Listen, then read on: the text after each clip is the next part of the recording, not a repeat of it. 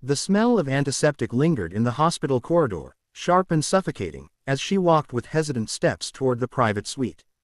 Her hands were cold despite the heavy gold bangles clinking on her wrists, gifts from a wedding ceremony that hadn't felt like hers. She had been a bride, yes, but not in the way she had ever dreamed of. No vows exchanged out of love, no shared laughter, no warm eyes meeting hers at the altar. Instead, she had stood before a bed where a man, her supposed husband, lay unconscious, machines breathing for him. A man she had never spoken to, never touched, and never wanted. Her family had orchestrated it all. They said she was lucky, marrying into wealth, security, a powerful name. But to her, it felt like a prison sentence wrapped in flowers and silk. The moment the garlands were placed around her neck, she had wanted to run, but her mother's sharp grip on her wrist reminded her of the price of defiance. Her family's debts were heavy, their reputation fragile. She was the sacrifice offered to save them. Now, as she entered his room, silence pressed down on her. The only sound was the steady rhythm of the monitor, each beep echoing like a mocking reminder of what her life had become. The man on the bed, her husband, looked peaceful, as though asleep. His skin was pale, his lashes dark against his cheeks, his chest rising and falling with machine-guided breaths. He was handsome, she had to admit, but the thought sickened her. Handsome or not, he was a stranger. She sat in the chair beside him, her bridal bangles catching the light, and felt the weight of her new identity settle over her. Wife. To someone who could not even look at her. She bit her lip to stop the tears threatening to spill. Crying felt useless. No one cared about her feelings, least of all her family. To them, she had played her part. She was now bound to this man, tied not by choice but by chains disguised as marriage. Her eyes drifted over the small details, the framed photograph of him with his parents on the bedside table, the neat bouquet of lilies that filled the room with their sharp perfume, the expensive watch resting beside his folded clothes. All signs of a life paused mid-breath, frozen by tragedy. She wondered what he had been like before the accident. Was he cruel, kind, ambitious, or was he just another spoiled heir, untouched by hardship? It didn't matter now. He was silent, unreachable, and she was left to fill the void. She leaned back, closing her eyes for a moment, but the weight of the silence pressed harder. "Do you know what they've done to me?" she whispered suddenly, surprising herself with the sound of her own voice. "Do you know they've shackled me to you? That I had no choice." Her voice trembled, but the man did not move. "You don't care, do you? Why would you? You're sleeping through all of this." Her anger rose like a tide. She stood and paced, her heels tapping against the polished floor. "They call me your wife. But what kind of wife am I? To a man who doesn't even know I exist. To a family who used me like a bargaining chip." She clenched her fists, biting back a sob. "I hate this. I hate you." Her words hung in the air, bitter and sharp. She turned back to him, expecting the same stillness. But something in his face unsettled her. Maybe it was the way the corner of his lip twitched faintly, or maybe it was her imagination playing cruel tricks. Either way, she froze, heart pounding, before shaking her head. "No, you're just asleep. You can't hear me." She sank back into the chair, her anger slowly crumbling into exhaustion. Staring at his still form, she whispered again, softer this time, "I didn't ask for this. I didn't want this." Her voice cracked, and the monitor's steady beeping filled the silence once more, each sound hammering into her heart like a verdict. She was trapped, and there was no escape. The days turned into weeks, each one bleeding into the next as she found herself returning to the hospital room more often than she cared to admit. At first, it was duty. Her family insisted she be seen visiting him, so that society would not whisper that the new bride had abandoned her husband. But soon it became a routine she couldn't explain, something between punishment and habit. She would step into the cold, sterile room and sit in the same chair by his side, staring at the same lifeless form, listening to the same mechanical beeping. It was strange how silence could feel louder than noise. She hated it, that heavy stillness pressing on her ears until she had no choice but to fill it. At first, she muttered under her breath, little complaints about her day, things she knew he would never hear. Then, as the days stretched on, her words grew bolder. She began speaking to him as though he were awake, as though the man lying there could be her confidant, her secret keeper. "I burned the rice today," she confessed one afternoon, slumping in the chair with her arms crossed. "My mother-in-law scolded me like I was a servant. Maybe she forgot her perfect son is lying here and not at the table waiting to be fed." Her tone was biting, but there was a hint of humor hidden inside it, almost as if she wanted him to laugh, even though he couldn't. "Sometimes she was cruel. Do you realize I'm stuck because of you? If you had been awake, maybe you would have objected. Maybe not. Maybe you would have been just like your family, cold and controlling." She would glare at him, daring him to prove her wrong. Of course, he never did. But other times, her words softened without her noticing. "I wanted to be a teacher once," she whispered one night, her fingers tracing the edge of the blanket covering him. "I loved books, the way stories made me feel less alone. I thought I'd spend my life surrounded by children, chalk dust, and laughter. Not," she paused, looking at him, "the machines, the sterile white walls. Not this." There were moments when she swore he reacted.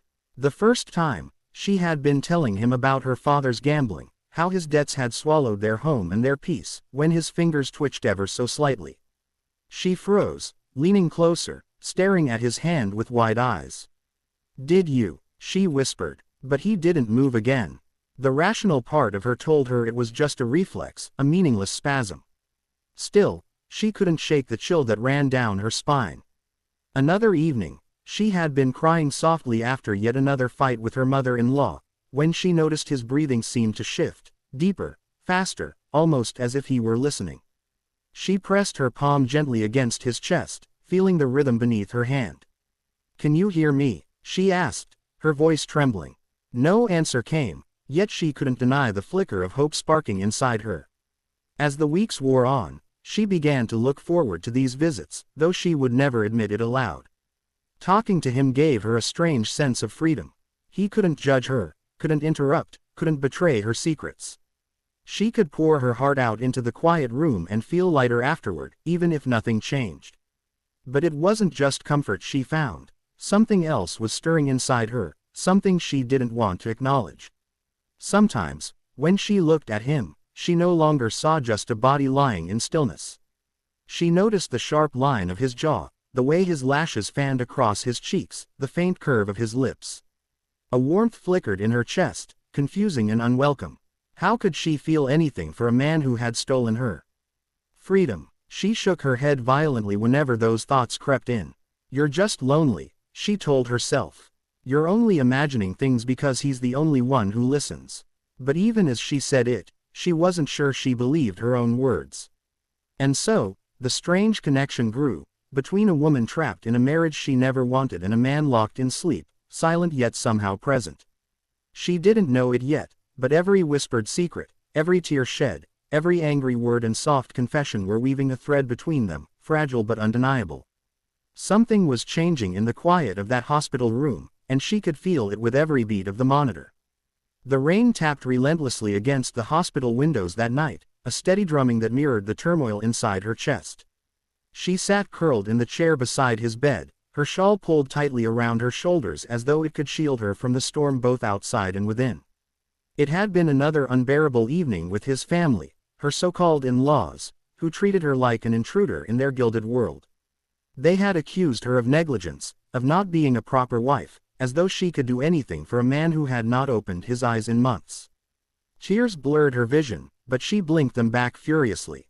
She was tired of crying, tired of being weak, tired of being a pawn in a life she had never chosen. And yet, when she looked at him, her husband in name only, her anger always cracked at the edges. Something about his stillness drew her in.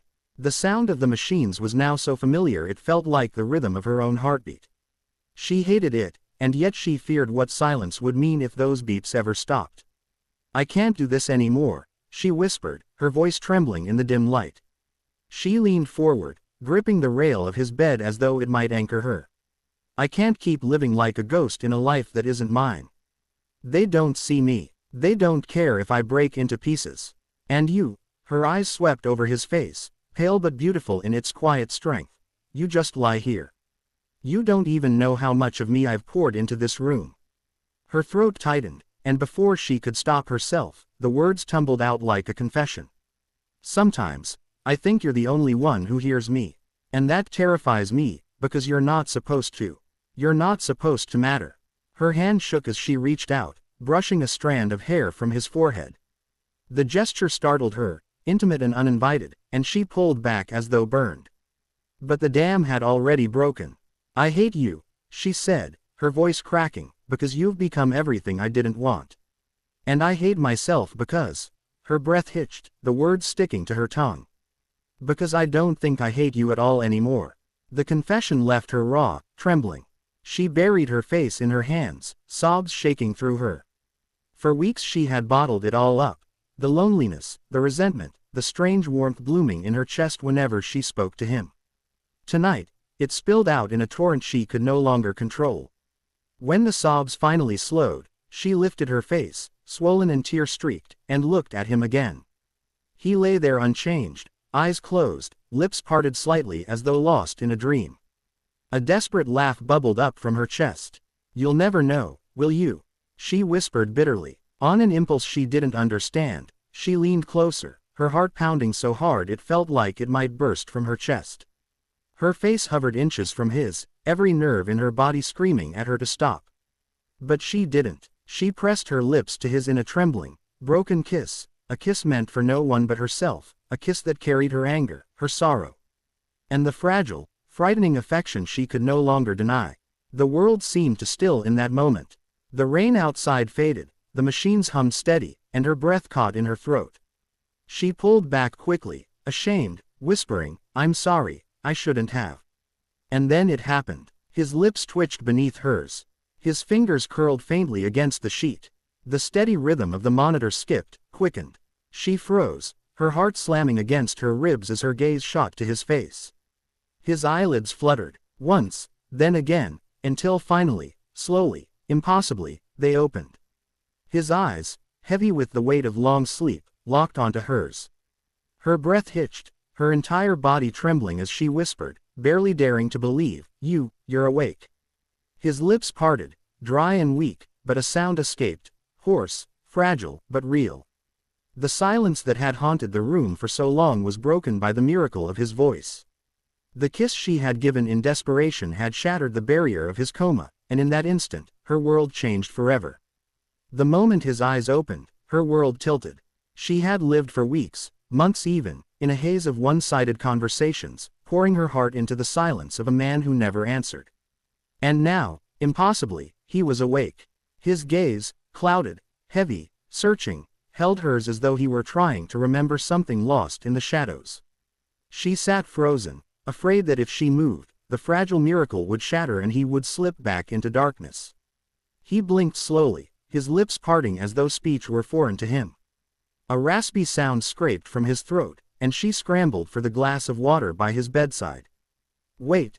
Don't push yourself, she said, her hands trembling as she held the straw to his lips. He sipped weakly, his throat bobbing, and she watched in awe, tears pricking her eyes.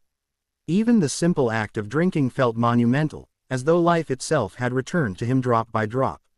When he finally spoke, his voice was hoarse, barely above a whisper.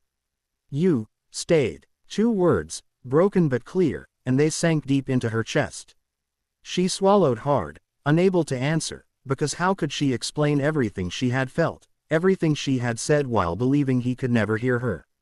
You remember, she managed to whisper. His brows furrowed, a faint crease forming on his forehead as though he were sifting through fragments of a dream. Not everything, but your voice. His eyes softened, filled with something raw and vulnerable. You talked to me, I heard you. Her breath caught. 1,000 moments came rushing back, her angry rants, her soft confessions, her whispered secrets in the still of the night. He had heard them, all of them. The thoughts sent heat rushing to her cheeks, shame and wonder colliding inside her. Before she could respond, the door burst open. His parents, followed by nurses and a doctor, rushed in, their gasps filling the room as they saw him awake. My son, his mother cried, clutching his hand as though she could pull him back from the brink. The doctor began checking monitors and shining lights into his eyes, barking orders to the nurses. The quiet, intimate bubble they had shared shattered instantly, replaced by chaos. She stepped back, unnoticed, her heart thudding painfully. She should have been relieved. She should have felt triumph at his recovery. Instead, she felt invisible all over again, like the moment at their wedding when no one asked what she wanted. But then, his gaze found her across the room. Through the crowd, through the noise, his eyes held hers with unmistakable clarity. His lips moved, whispering her name. It was the first time he had ever spoken it, and it was enough to anchor her trembling heart. In the days that followed, recovery was slow. He grew stronger, regaining his voice, his movements, his place in the world. The family praised doctors, offered donations, and spoke of miracles. But in the quiet moments, he sought her. He asked about the time he had lost, about the words she had spoken when he lay in silence. At first, she avoided his questions, embarrassed by her own confessions. But he was persistent, and each time he looked at her with that quiet intensity, her defenses crumbled. Finally, she admitted, "I hated you. I hated everything about this marriage. But I also found myself here, in this room, talking to you as if you were the only one who could understand me." His hand, still weak but steady, reached for hers. "You saved me," he said simply. "Not the doctors, not the machines. You." Her chest tightened, tears burning her eyes, because for the first time since their forced union, someone saw her, not as a pawn, not as a burden, but as a person. Of course, the family still tried to control them. They spoke of obligations, wealth, appearances, as though nothing had changed. But everything had. He was no longer powerless, and neither was she. Together, they began to push back, quietly but firmly, against the cage built around them. And as days turned into nights, and nights into mornings filled with tentative smiles and shared glances, the truth became undeniable. What had begun as a marriage of chains was slowly, irrevocably transforming into a bond of choice. A bond awakened not by duty, but by a kiss that had rewritten both their fates.